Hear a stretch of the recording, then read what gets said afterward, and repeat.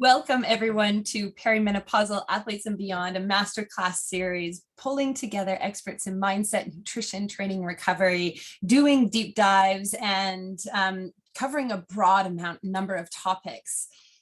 My name is Tennille Hoogland. I am the host of this series. I am the owner of Element Sports Coaching and the host of the Facebook group Athletes Thriving in Perimenopause and Beyond. And I am thrilled, absolutely thrilled to welcome Val Schonberg to the series. So thank you for being here. Thank you. Thank you so much for inviting me. I'm looking forward to our conversation. Yes, well, we both have done a lot of talk around this conversation, and we're going to be talking about carbohydrates because thank goodness they're back. So just to give you a little bit of excitement of where we're going to go today. But what I first want to just share with everybody a little bit more about you. And you're a registered and licensed dietitian, master's degree in nutrition science from the University of Minnesota. You're living in Atlanta, Georgia with your own private practice right now. You're predominantly working with athletes and people in perimenopause, menopause, dancers, disordered eating, a breadth of populations and vulnerable populations as well, thinking about how can we be in health, live a life, feel free, confidently embrace their best self. It's gorgeous. Mm-hmm. You also are, so in terms of your other credentials, you're board certified as a specialist in sport dietetics, certified menopause practitioner with the North American Menopause Society, and a fellow of the Academy of Nutrition and Dietetics. So everybody, we're in very good hands today. And I know from our conversations coming into this, you love science and you love staying up on the science. And one of the questions that we'll get into in the later part of the interview is, what don't we know too? Like, where are we going? Because it wasn't that long ago that we were in this no fat, low fat, no carb, but carbohydrates are back. They're back. It's interesting that you say that they're back because I don't necessarily see that a lot in my practice. Well, they're back in the science. I'm so glad to hear that. Yeah. But yeah, I'm old enough to remember the days when we demonized fat.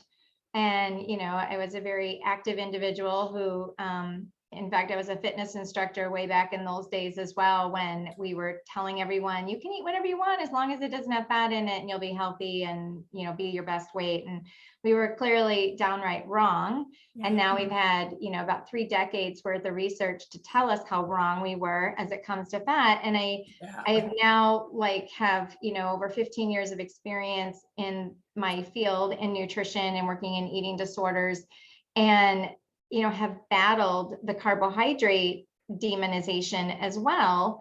And, to hear that we might be coming out of that, I guess protein's left. So stay tuned. Well, hopefully where we're really going is that we need it all, isn't it? It's not one or the other or this or that. It's that there is, there's protein, there's carbohydrates, and there's fat, and they're all really valuable to our livelihood, our energy, our vitality. But we're focusing on carbohydrates. So can you help us understand, let's go right to the basics. What are carbohydrates? Oh, that's such a great question. Well, first and foremost, when I think of carbohydrates, I think of the type of foods that provide us carbohydrates. Mm-hmm. But then at the core, the building block of a carbohydrate, when we would think of it, is glucose. So glucose is a single molecule. We would call it a monosaccharide, right? Mm-hmm. So whenever we eat any kind of food that we would call a carbohydrate, so fruit, vegetables, many different grains, right? Rice, potatoes, breads, all these different kinds of dairy foods. Some dairy foods have a source of carbohydrate. When we eat the food, our body digests and breaks down those foods into different components that we consider. So people have probably heard simple sugars or simple carbohydrates, right, and complex carbohydrates. Yeah. And so when I hear people talk about simple sugars and kind of even bashing the idea of simple sugars, these are just chemistry terms. right? So it's really just thinking about it. It's a molecule.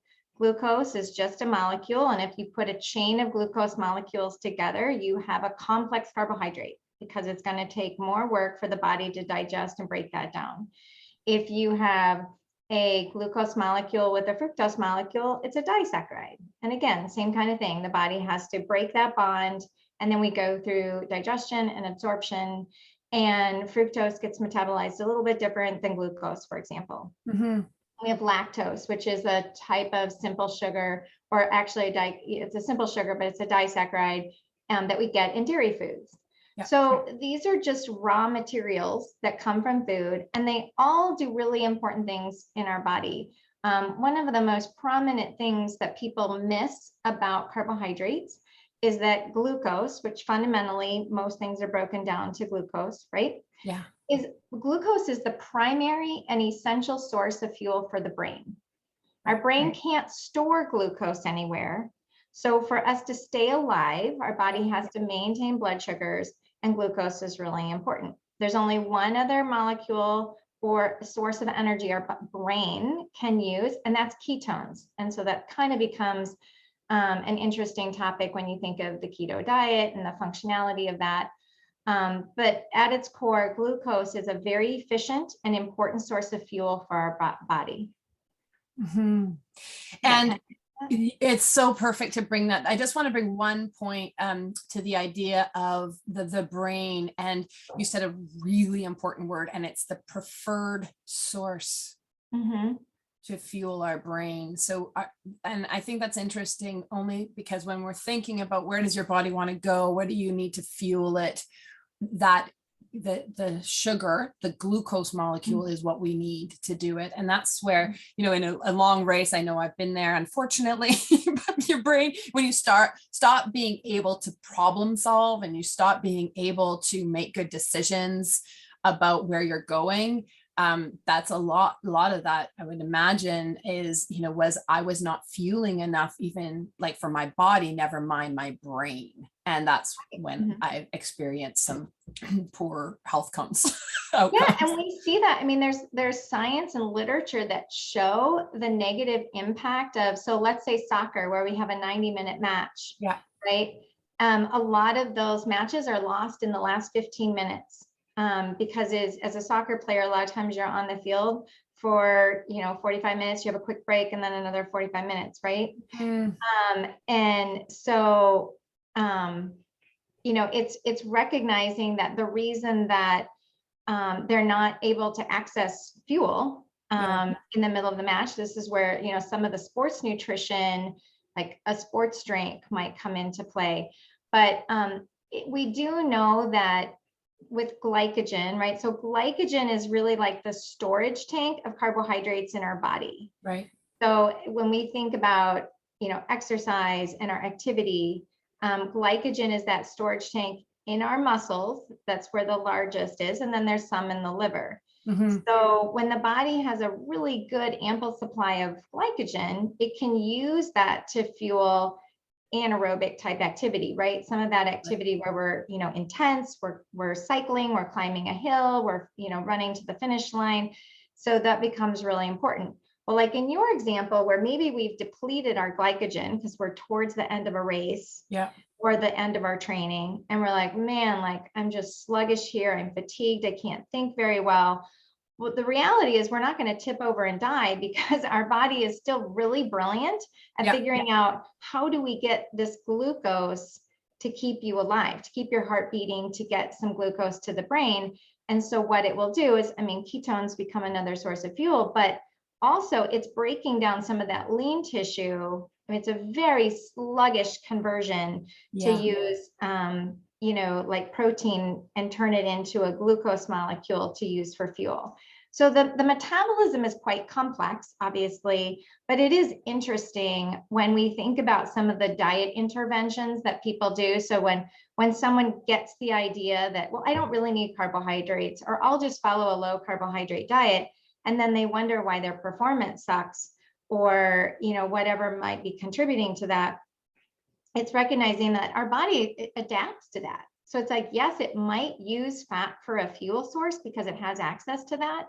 And it will also break down some of that lean tissue, but it's not an efficient way to use fuel. And since the body's doing that, it downregulates carbohydrate metabolism. So then when you have to go climb that hill at the end of your, maybe you've had a steady state race, but you're climbing or you're going to the finish line, we still need to use carbohydrate as a fuel source to do anaerobic metabolism. And that is where we see in the research and studies that performance tanks. Right. Or where I work with a lot of dancers, gymnasts, athletes who, kind of had that start or stop. They'll do like a 3-minute, very high intensity type part of their activity. You have to use glucose because of glycolysis. And so we need carbohydrate, certainly as an athlete for that performance. And, I'm glad to see it's back.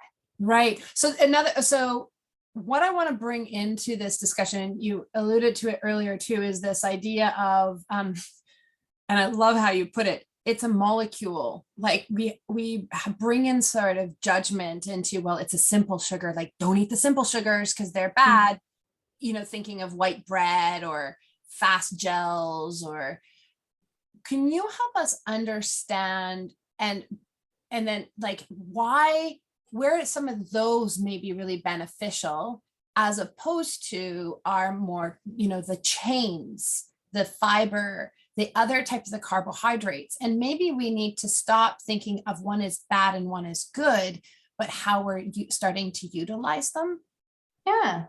Yeah. I mean, it kind of goes to what we were talking offline, right? Like, what's the point? Mm-hmm. So when people are starting to label them as simple sugars and that's bad, what I always come back to is, well, what do you think is bad about it? Yeah. So what's the bad thing that's going to happen? Whether you have some misunderstanding of the label, what is the bad thing?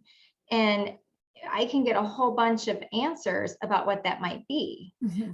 So when we're talking about sports nutrition and healthy eating, inherently they're a little bit different, right? So like, the dietary guidelines, healthy eating, when we think about, nutritious foods, fueling our bodies with wholesome food, all the, that research is based around disease prevention, right? Keeping us well and healthy and disease-free. Right. And back in the day, the dietary guidelines were a lot about vitamins and minerals so that we would prevent scurvy and all these other diseases of malnutrition. And now with the obesity epidemic, we're very fixated on all the diseases related to an association with weight, because weight does not cause those diseases. That's a whole nother talk.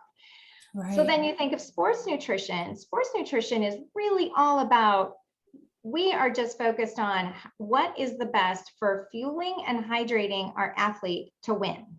Right. So whatever means we can do that in the most effective way for gut tolerance, efficiency, that is the point of sports nutrition. So there's really like an they're entangled, right? Like we need both of them. Right.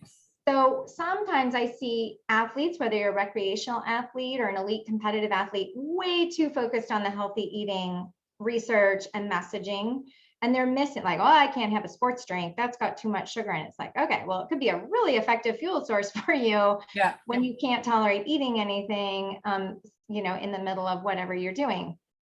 And vice versa. If we're only in the sports nutrition space and I can eat whatever I want kind of a thinking, and we're not including the fruits and vegetables and the lean protein and the nuts and seeds and the soluble fiber and all those important foods, well, we might not be getting the vitamins and minerals and antioxidants and things we need to prevent injury and to optimize recovery. So it's remembering that when someone's doing that kind of talking, where are they coming at it from? What is the lens that you're saying that from to begin with?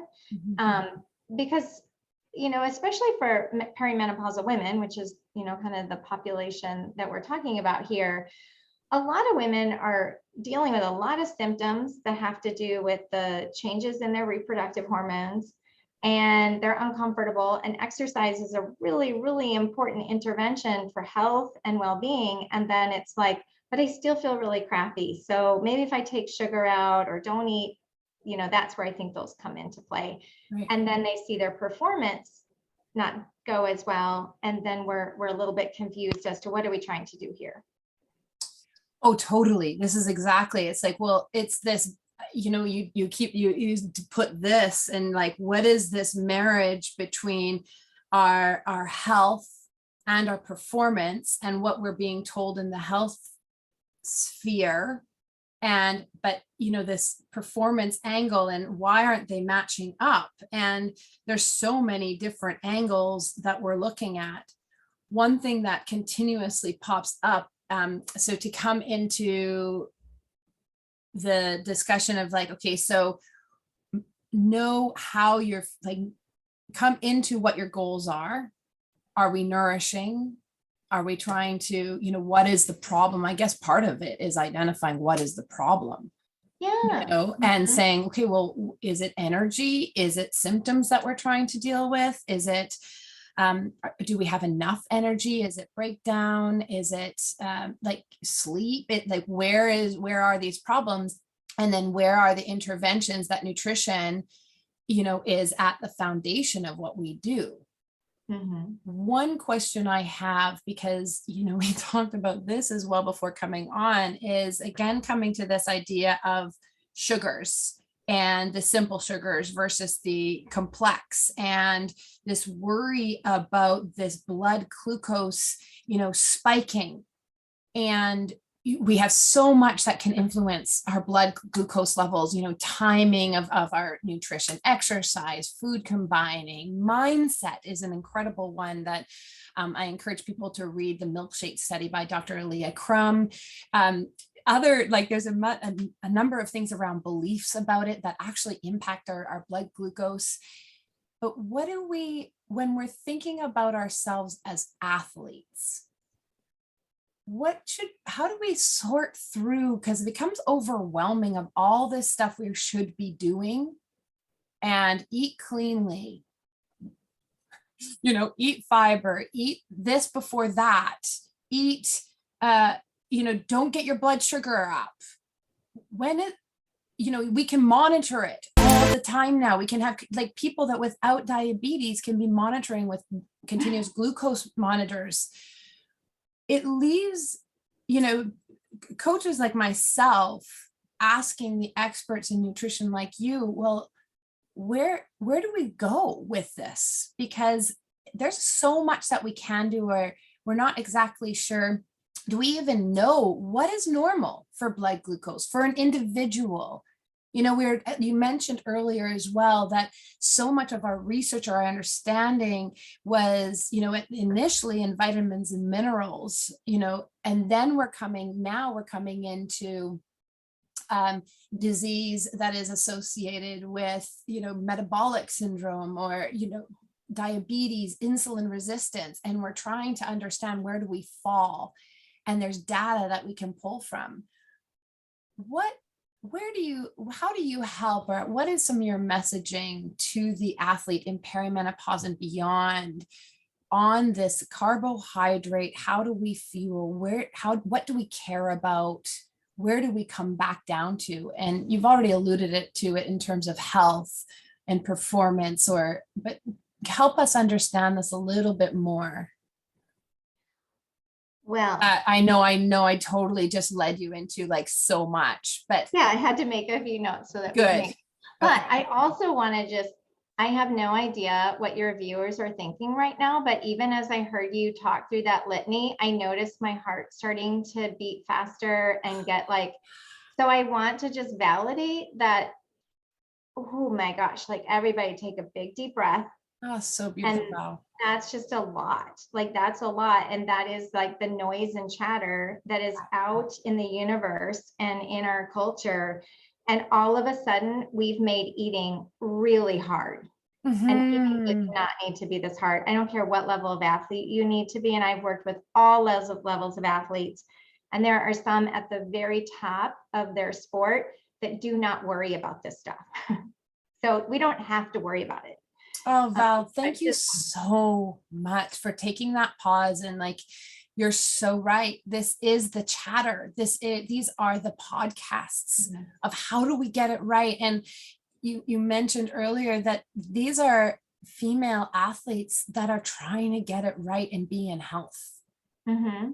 Yeah, and some of that could be a personality trait, right? Like, so I'm a perfectionist. I will just, kind of like I'm at a meeting, like I am a perfectionist. I admit it.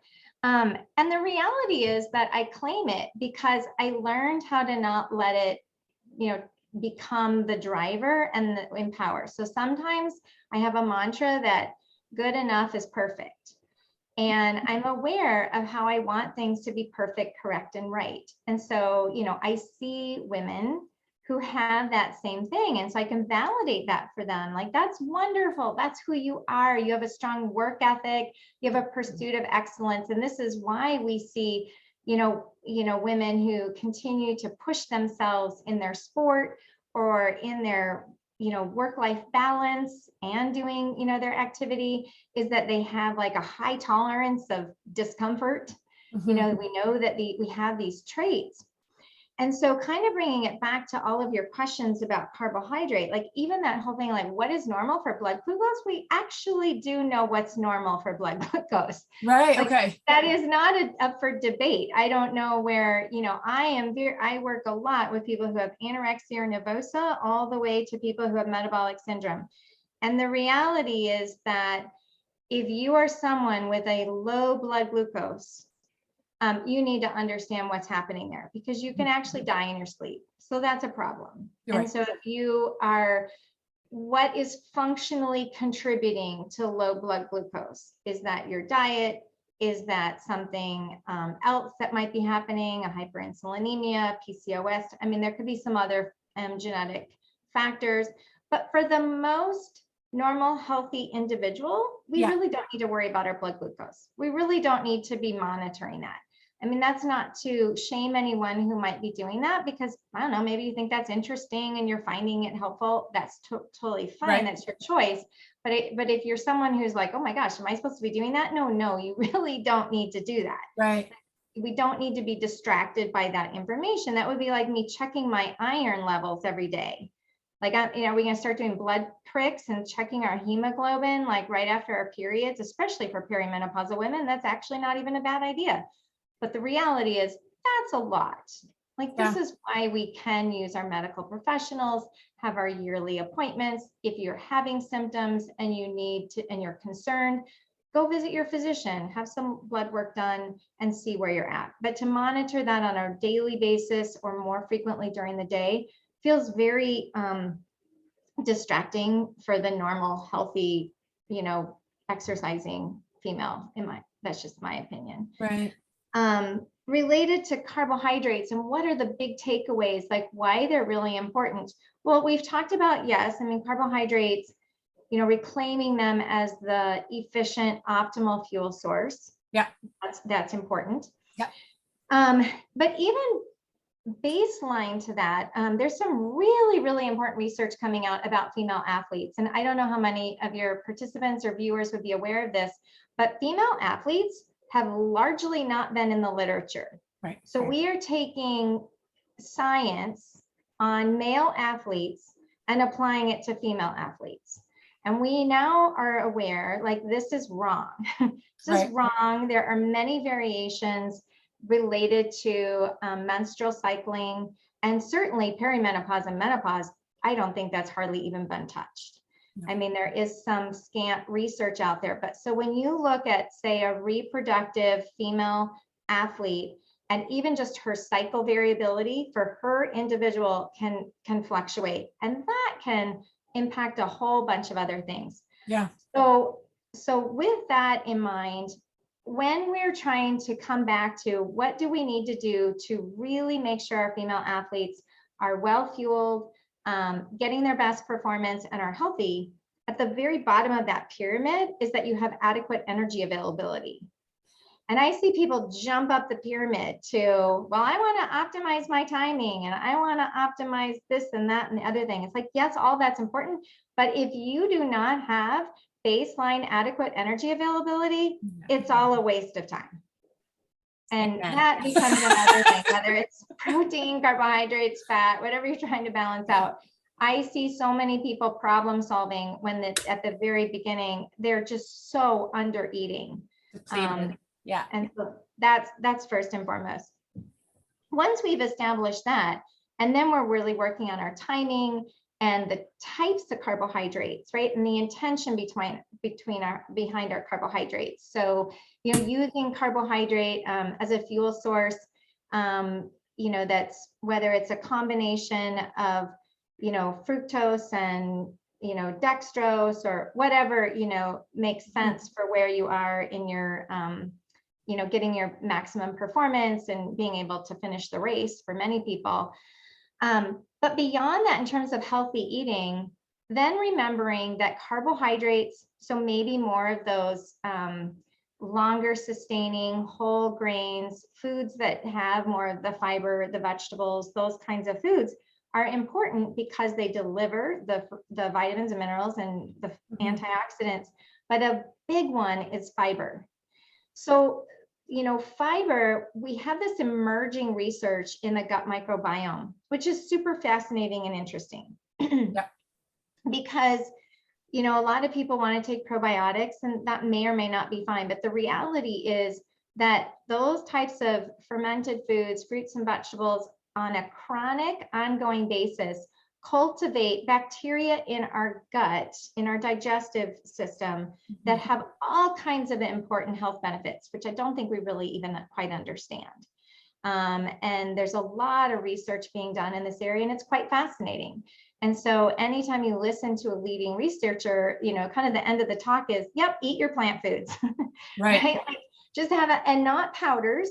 We're not going to get the same effect from a veggie powder. That doesn't work the same way. Even almond powder is not the same as eating whole almonds in terms of the bacteria and the enzymes that have to digest and break that down and what's cultivated. So that is one of the things I think coming out of the low carbohydrate craze that has been problematic, has been the lack of fiber containing foods.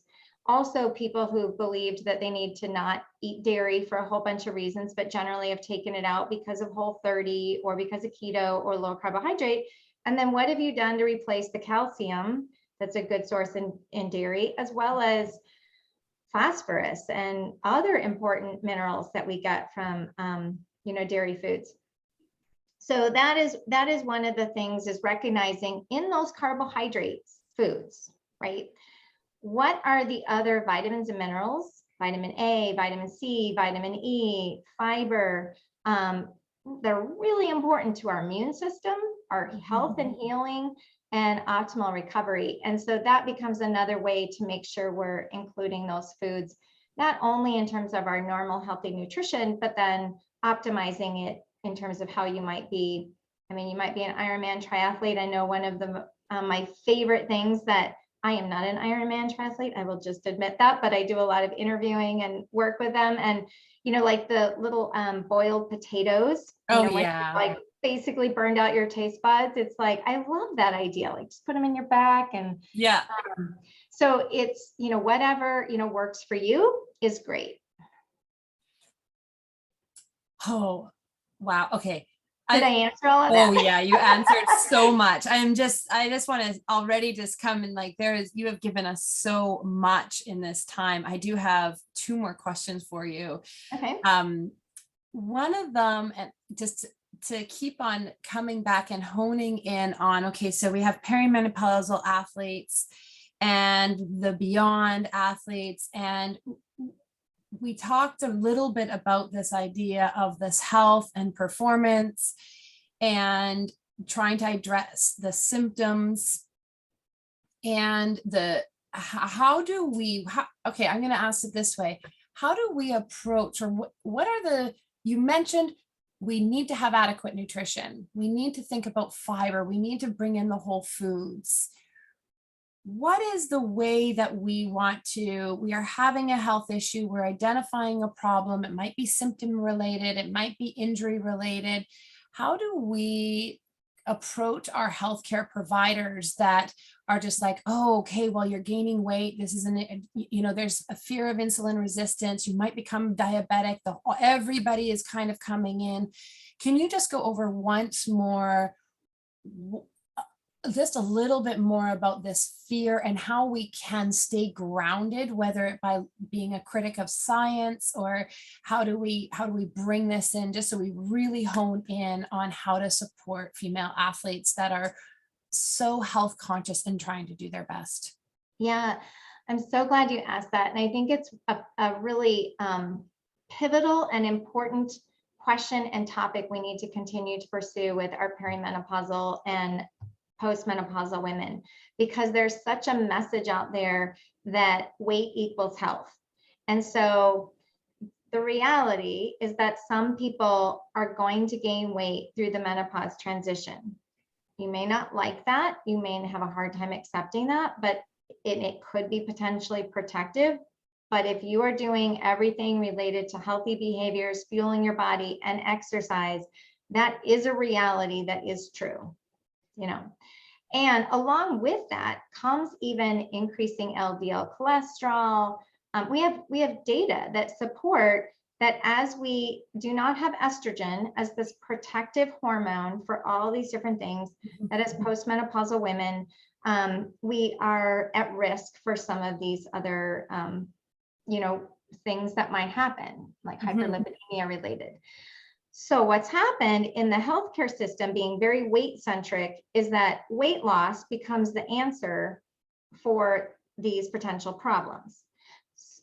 So what I would equip in women in terms of understanding is, okay, so you're someone who's experiencing weight gain, and now maybe you've seen with that this increase in LDL cholesterol. So you can't separate the two. And in your mind, the LDL cholesterol is directly related to my weight increase.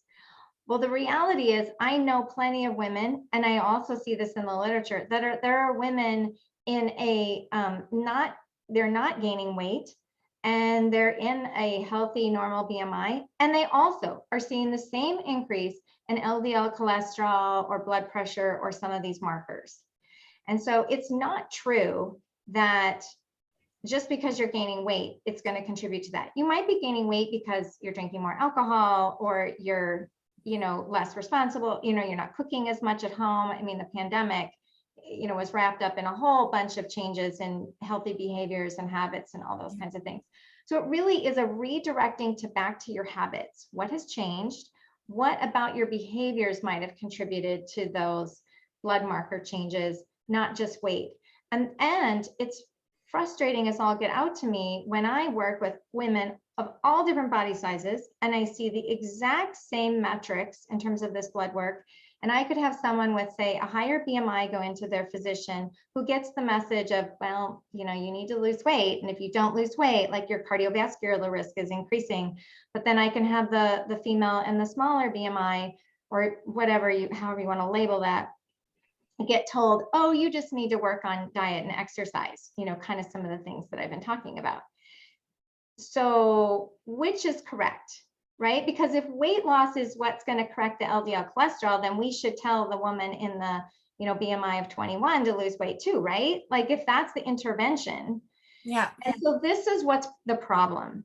And it really, women are unfortunately feeling shame and blame for, I'm wrong, like something's wrong with my body, and I need to find the perfect supplement, the perfect fix. And the reality is some of this is just associated with menopause. You might look into hormone therapy, that might be an important efficacy, based on maybe there's some genetic factors. But I think it's really, we have to do a better job. And I think we're just on the edge of getting these messages out. If you follow non-diet dietitians, or some of, the dietitians who are well-versed in this, that you're going to see information that doesn't equate weight with health, but more health with the different behaviors that you're doing. That's so important. And thank you for putting that forward and to really make it clear, because again, we can get so lost. We get so lost and we miss the point. Like, we really miss the point. And we need to come equipped, like with conversations like this, into our conversations with our healthcare providers, that because the reality is that, they are trying to keep up with so much, health information. And while we would hope that menopause would be something they're equipped with understanding, there's, they're human too. And so we also are taking responsibility for our health, and knowing and being part of a series like this is an important part of it. I have one final question for you, and I'm really excited to hear about your answer. When it's a personal question, and I'm asking all the speakers, and it's like, my question is was there a moment or an experience that led you to really follow this purpose that you have to share, in sport nutrition, working with a menopausal athlete, working with dancers? Where did this seed just go? Or was it over a time that you decided, I have a voice here. I have almost a responsibility now, because you take it on? Yeah. Well, it's kind of a long answer, so I'll try to keep it as short as possible. But I would say that, yes, there was a moment. And first and foremost, I'm a very analytical thinker. I'm very interested in science and research. And so sports nutrition is really, really fascinating science, right? Like, that's why we listen to the podcast and all that kind of stuff. So I started working in eating disorders, and that I found kind of my population through my interest in sports nutrition and eating disorders, when I was getting dancers and volleyball players and triathletes and runners. Because initially, when I was educated on, if you want to get into sports nutrition, you basically need to be, and this was a while back, but you need to just work with football, basketball, hockey, baseball. Like, it was the full sport kind of thing. And I'm like, that's just not my thing. And so when I found because I'm an endurance athlete, like, that was always my thing. And I also do a lot of weight training as well. So I found a connection with my interest in sports nutrition and my own stuff.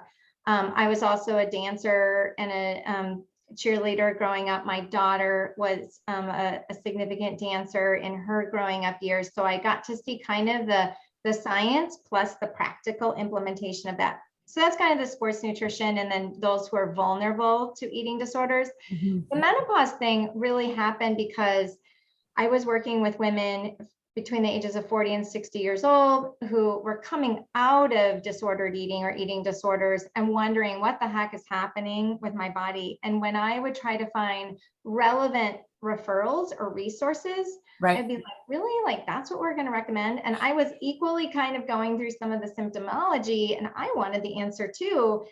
And I always ask this question, like, why? Like, well, why would we cut that out? Or why would we do that? Like, I want to know what's the mechanism, what's really contributing to weight changes, these symptoms. And I found that there was a lot of really bad information out there. And so I just kept looking and looking and digging and digging. And especially as it relates to weight and nutrition, it's a very underserved area. There's just a lot of, this is what I did and you should do it too kind of messaging, anecdotal, like, yeah, let's just try, these supplements, and they're, it's kind of like, that worked for my neighbor, so I'll do it too. Or this gynecologist wrote a book about it and she's from Harvard, so obviously she must know what she's talking about. And no one was really questioning. And so I think it was, again, like, I relate because I'm going through that. But I work with a diverse population of women, of all, especially down here in the Southeast. I mean, we're a melting pot for sure. And so I've grown into an appreciation of women's experiences in all different body sizes and all different races and cultural backgrounds. And really, really wanting to serve all these women so that they can live their best and most healthy life. And that sounds, kind of cliche, but it really is true. Like, it really gets me when I feel women are being mistreated, for lack of better words, and they could get better care. Wow. Well, I'm so thankful that you said yes to being in this series. It is such an honor to be able to interview you and to bring forth your message and your passion. And I really, truly thank you. And I know that we're going to have a lot of people that want to follow you So can you just go, I mean, I'll have all the links obviously on your webpage, but is there something that we should know about you? Is there something that, how can we get more of you into our life? Oh, that's awesome. Well, I think the best thing is to go to my website, which is nutrition.com. And I have a page that talks about the different menopause groups that I do. I have a group that meets monthly that is free. It's a great opportunity to kind of jump in on a session. For example, well, I guess this is airing later, but we're going to do something tomorrow night on supplements, for example. So we touch on many different topics, body image, exercise. And so it's easy for people to just drop in and learn a little bit more. And then I have a body image group, because kind of back to, yes, I think women are concerned about their health, but ultimately there's this discontent and discomfort with their body as it's changing and aging, and we're also in an anti-aging culture. So it's really helping women come into a place where they feel safe and there's camaraderie, and you kind of see someone else saying what you feel, and it's just a really, really supportive group. So you can learn more about my groups. There's contact information there on my website. So that's probably the best. Oh, well, thank you so very much. Is there anything else that you think that we've missed that you really wanted to make sure that we cover, or that we say? We've said a lot. I think like a key pearl or takeaway for people is to recognize that perimenopause is really this turbulent decline, kind of like puberty was like an airplane, going into and then we like at our cruising altitude. And just think about perimenopause is this turbulent changing as we're, going into our postmenopausal years. And so some of it is really normal and natural. It's a process. It's not something we need to necessarily battle. We might need to find some help for our symptoms. But perimenopause and menopause are just a natural process. And my biggest thing that I've learned in the 7 years I've been studying the menopause, space, is exercise and a balance of fitness is probably one of the most important things we can do. Not only to combat the, fluctuating estrogen and depletion of that, but also in terms of our overall health moving into our postmenopausal years. So if you're already active, stay at it. It's one of the best things you can do. Thank you so much. Yeah, it's a great message to end on. So nourish, eat carbohydrates. They're part of our Yes. our toolkit here. And thanks again for joining. And yeah, that's it. Bye-bye.